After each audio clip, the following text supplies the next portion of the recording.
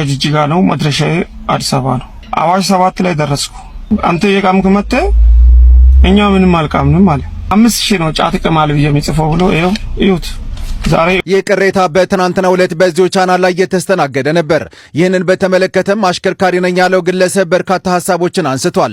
የጫት መቃሚያ ካላመጣ በሚል ሕግ አስከባሪዎች 5000 ብር እንደቀጡትና እንግልት እንደደረሰበት አስረድቷል።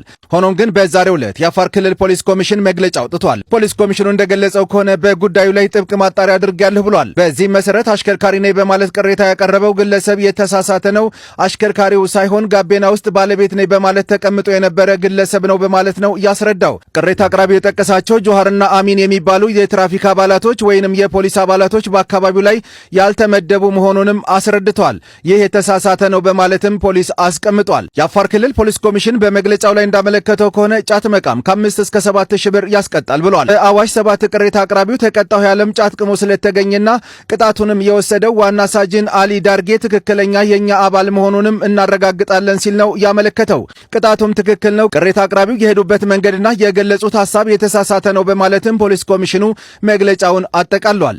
በቻናሉ ላይ ቀጣይ የሚቀርቡትን መረጃዎች ለማግኘት ፎሎ ማድረጋችሁ እንዳትረሱ። አመሰግናለሁ።